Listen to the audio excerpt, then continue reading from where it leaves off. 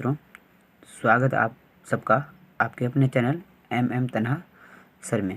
चलिए आज हम लोग बात करेंगे जीव विज्ञान के कुछ महत्वपूर्ण ऑब्जेक्टिव प्रश्न के बारे में, जो कि पिछले एग्ज़ाम में सबसे ज़्यादा पूछे गए हैं और जिनका 2022 में खासकर पूछने का चांस बहुत ज़्यादा है।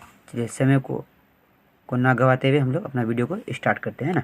चलिए आइए देखते हैं। हम लोग का पहला प्रश्न क्या है, वायुमंडल में कितने प्रतिशत नाइट्रोजन गैस पाए जाते हैं। वायुमंडल में कितने प्रतिशत नाइट्रोजन गैस पाए जाते हैं। ठीक है, देखिए वायुमंडल कितने प्रतिशत नाइट्रोजन गैस पाए जाते हैं। तो ए नंबर में 78, बी में 70, सी में 75 और डी में 90। तो हमारा सही आंसर क्या आ जाएगा, ए नंबर है ना। चलिए हमारा सही आंसर हो जाएगा नंबर ए है ना, 78%। ठीक है, वायुमंडल में कितने प्रतिशत नाइट्रोजन गैस पाए जाते हैं, तो 78%। ठीक है, अगला प्रश्न है, पराबैंगनी किरण को कौन लिखा हुआ जानने का काम करता है। गलती गया होगा, छानने का काम करता है ना। क्या होगा, छानने का काम करता है। चलिए तो कौन छानने का काम करता है, ओजोन परत है ना। ओजोन परत क्या करता है कि पराबैंगनी किरण को छानने का काम करता है। ठीक है, चलिए फिर देखते हैं, ओजोन परत को नष्ट कौन कर रहा है ना। पहला नंबर में कार्बन डाइऑक्साइड, दूसरा में CFC यानी क्लोरोफ्लोरोकार्बन, तीसरा में क्या है ऑक्सीजन, चौथा में क्या है हाइड्रोजन है ना। तो ओजोन परत को जो नष्ट कर रहा है कौन कर रहा है, CFC है ना। CFC हमारा क्या होगा, राइट आंसर हो जाएगा है ना। चलिए CFC। फिर देखते हैं हम लोग का अगला प्रश्न है क्या कह रहा है। अब अगले प्रश्न पे हम लोग बढ़ते हैं। ठीक है, चलिए अगला प्रश्न क्या है, उत्पादक भोजन बनाने के लिए क्या करते हैं ना। उत्पादक जो है यानी पेड़ पौधा भोजन बनाने के लिए क्या करते हैं। नंबर ए में प्रकाश संश्लेषण, नंबर 2 में शोषण, नंबर सी में जो है वो वाष्पोत्सर्जन। इसमें क्या, इनमें से कोई नहीं है ना। वाष्पोत्सर्जन तो करता है, शोषण नहीं करता ही है ना। कुल मिला के क्या करता है, प्रकाश संश्लेषण की क्रिया करता है ना। तो क्या करते हैं, प्रकाश संश्लेषण की क्रिया। तो हमारा ए नंबर ऑप्शन क्या हो जाए, सही हो जाएगा। ठीक है, अब फिर जाते हैं अगले क्वेश्चन पे।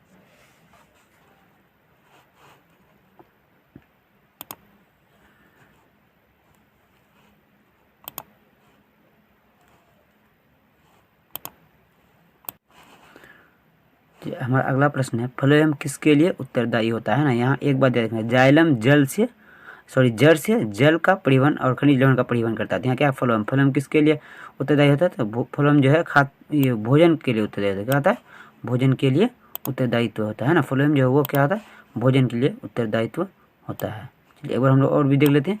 पहला क्या था ना, वायुमंडल में कितना 78% नाइट्रोजन, और पराबैंगनी किरण को छानता ओजोन परत, और ओजोन परत कौन नष्ट करता, CFC है ना। उत्पादक भोजन के लिए प्रकाश संश्लेषण। ठीक है, फिर चलते हैं हम लोग अगले प्रश्न पर।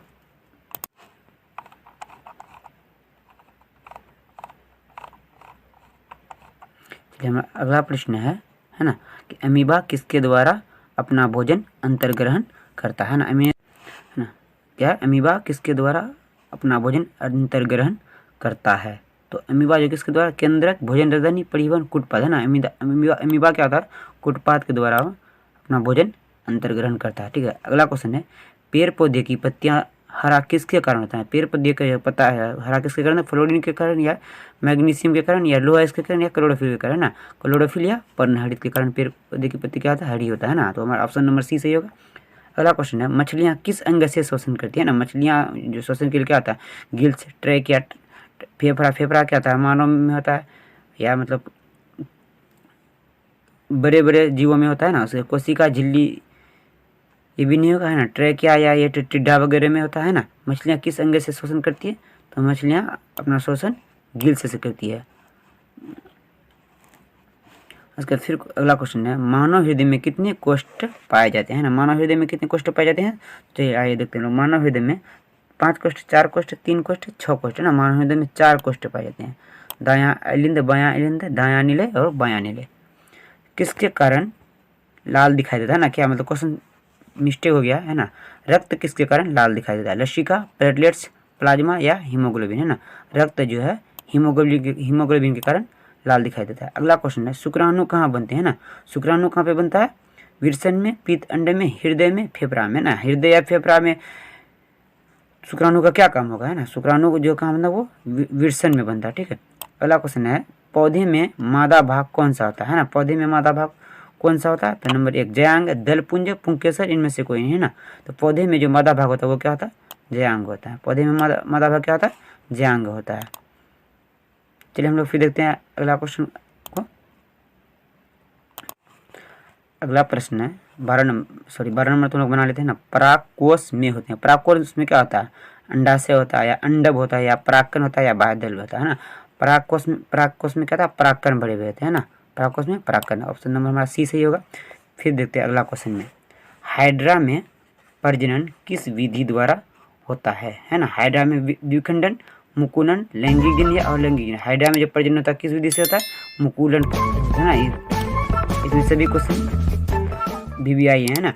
फिर अगला क्वेश्चन देखेंगे, शरीर की सबसे लंबी कोशिका कौन सी होती है ना। शरीर का सबसे लंबा जो कोशिका कहता है, हृदय कोशिका ये तो नहीं होगा क्योंकि वो हृदय के अंदर होता है। मस्तिष्क कोशिका ये भी बहुत छोटा होता है। तंत्रिका कोशिका, है ना। सबसे लंबी कोशिका क्या होती है, तंत्रिका कोशिका, ऑप्शन नंबर ए सही होगा। देखते फिर अगला क्वेश्चन क्या है, शरीर की प्रधान नियंत्रक ग्रंथि किसे कहा जाता है। शरीर की प्रधान नियंत्रक ग्रंथि, जनन ग्रंथि, पीयूष ग्रंथि, किडनी या फेफड़ा। प्रधान नियंत्रक जो ग्रंथि होता है वो सब हर ग्रंथि को क्या कहता है, नियंत्रित करता है। ठीक है, तो कहते हैं पीयूष नियंत्रक ग्रंथि, है ना। चलिए फिर अगला क्वेश्चन है, पौधे में वाष्प उत्सर्जन किस भाग से होता है। पौधे से, जड़ से, तना से, पत्ता से, फूल से, है ना। वाष्प जो निकलता है पौधे का कहाँ से निकलता है, पत्तियों से, है ना। पत्तियों से वाष्प निकलता है। तो ऑप्शन नंबर हमारा सी क्या होगा, सही होगा, है ना।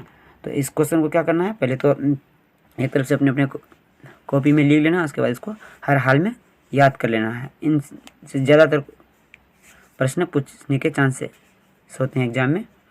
ठीक है, कुछ बच्चे सोचते हो जाएगा, है ना, नकल कर लेंगे, अंतिम दिन पढ़ लेंगे, ऐसा कुछ नहीं होता है। ठीक है, जो आप मेहनत करेंगे आपको अपने ही मेहनत का फल मिलेगा। हाँ, एक लिखने वाले ने क्या लिखा है कि पढ़ाई लिखाई छोड़ दो बेटा, नकल पेड़ को आस, कम्बल ओढ़ के सो जाओ बेटा, रब करेगा पास। बट ऐसा कुछ नहीं होता है ना, ये सब सिर्फ कहने वाली बात है। जितना आप कोशिश करेंगे भगवान आपको उतना ही देगा। ठीक है,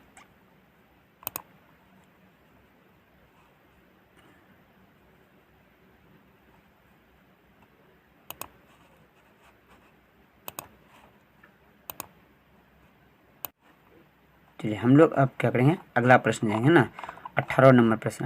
अगला प्रश्न में कितना, 18 नंबर का प्रश्न है। ठीक है, 18 नंबर प्रश्न पे हम लोग गौर करेंगे।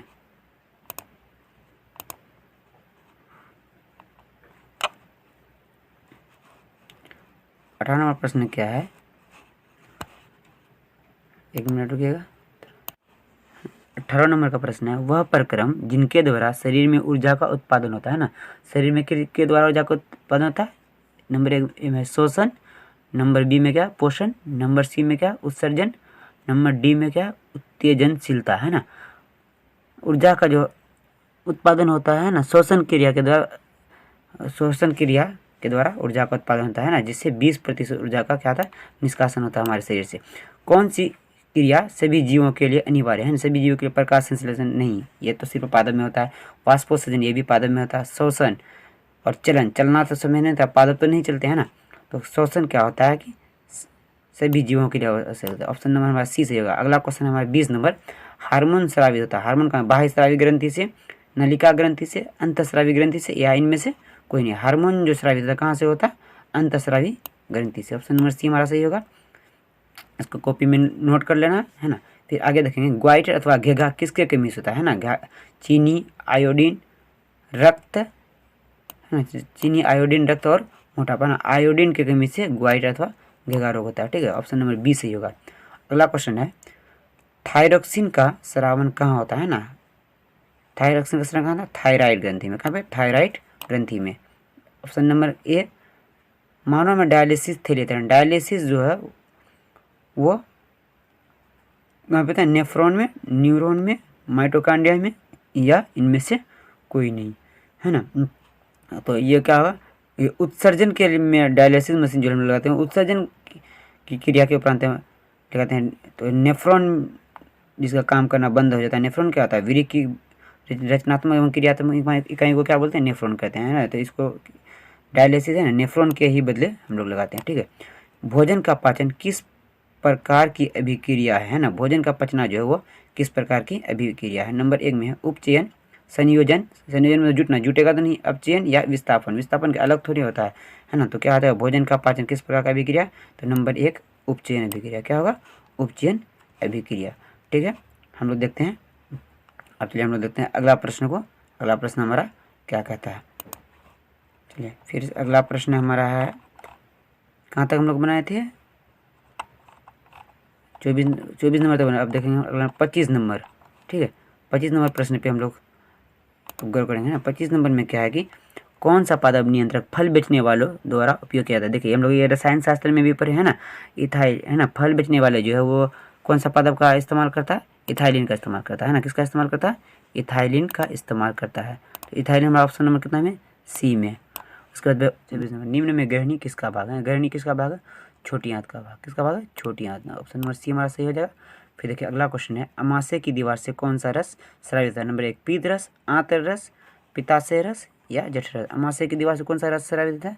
जठर रस। ऑप्शन नंबर डी सही होगा। फिर देखिए अगला क्वेश्चन है, मनुष्य में सांस लेने और छोड़ने की क्रिया को क्या कहा जाता है ना? सांस लेने और छोड़ने मतलब सम्मिलित रूप को क्या बोलते हैं? सांस लेने और छोड़ने के सम्मिलित रूप को क्या बोलते हैं? श्वासोच्छ्वास। ऑप्शन नंबर बी सही हो जाएगा, ठीक है। फिर देखिए हम लोग अब फिर से देखते हैं अगला क्वेश्चन हमारा।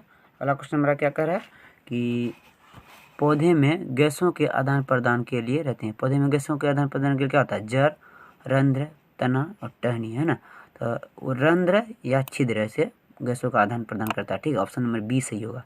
फिर अगला क्वेश्चन देखिए, इनमें सामान्यतः किसका उपयोग कोशिका द्वारा ऊर्जा उत्पादन किया जाता है? ऊर्जा उत्पादन के लिए किसका उपयोग किया जाता है ना? कोशिका द्वारा। तो ऊर्जा उत्पादन के लिए कोशिका द्वारा किसका उपयोग करते हैं? ग्लूकोज का, है ना। ऑप्शन नंबर सी हमारा क्या आ जाएगा?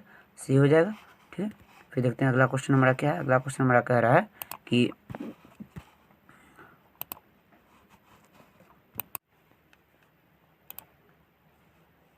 अगला क्वेश्चन क्या कह रहा है कि पौधे में गैसों का आदान प्रदान किसके द्वारा होता है? रंध्र या छिद्र, है। रंध्र या छिद्र दोनों ऑप्शन हो सकता है, ऑप्शन में दोनों हो सकता है ना। तो इनमें सामान्यतः किसका उपयोग कोशिका द्वारा ऊर्जा के उत्पादन करते? किसका उपयोग होता है? ग्लूकोज के, हाँ, ग्लूकोज का उपयोग। उसका अगला क्वेश्चन 31 नंबर है, पानी एवं घुलित खनिजों का पौधे में स्थानांतरण किसके द्वारा होता है ना? तो हम क्या बताते हैं? जड़ से जाता है जाइलम द्वारा जल, है ना। जड़ से जाता है जाइलम द्वारा जल, है ना। जो फिर देखेंगे हृदय के वेशम का शिथिलन क्या कहता है ना? शिथिलन है, संकुचन नहीं है ना।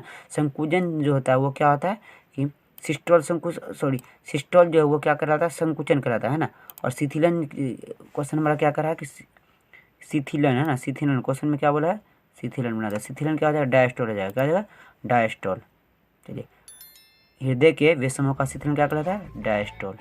फिर नेक्स्ट क्वेश्चन देखेंगे, रेजिन किस पौधे का उत्सर्जी पदार्थ है ना? बबूल, कनेर, पीपल या चीर। रेजिन जो है चीर का उत्सर्जी पदार्थ को क्या बोलते हैं? रेजिन बोलते हैं, ठीक है। फिर अगला क्वेश्चन है, मानव शरीर का की सबसे बड़ी ग्रंथि क्या कहलाती है? मानव शरीर की जो सबसे बड़ी ग्रंथि होती है वो क्या कहलाती है? यकृत, है ना। यकृत सबसे बड़ी ग्रंथि मानव शरीर का कहलाती है। ये क्वेश्चन बहुत इंपॉर्टेंट है, ठीक है। फिर अगला क्वेश्चन देखेंगे, वैसे पौधे जो पोषण के लिए सड़ी गली चीज़ों पर आश्रित है क्या कहलाते हैं, ना। जो वैसे पौधे जो पोषण के सड़ी गली चीज़ों पर आश्रित है वो क्या कहलाते हैं? नंबर 1 परजीवी, मृतजीवी, स्वपोषी, परपोषी, है ना। सड़ी गली चीज़ों पे, है ना। मरा यानी मर सर के जो गया है ना, उसका क्या आंसर हो जाएगा उसका? मृतजीवी, ठीक है। चलिए आज के लिए इतना ही काफ़ी है, और बने रहिए हमारे हर वीडियो में। अगर आप अच्छा से तैयारी करना चाहते हैं और हमारे मैथ के भी कुछ प्रश्न चैनल पर अपलोड किए गए हैं, जो कि खासकर ऑब्जेक्टिव प्रश्न है। 7-8 मिनट में बनने वाले प्रश्न को 15 से 20 सेकंड में कैसे बना जाए, ये ट्रिक अपनाया गया है। और इसी तरह हमारे चैनल के साथ बने रहिए। धन्यवाद। अगर हमारा वीडियो पसंद आया तो शेयर कीजिए, लाइक कीजिए,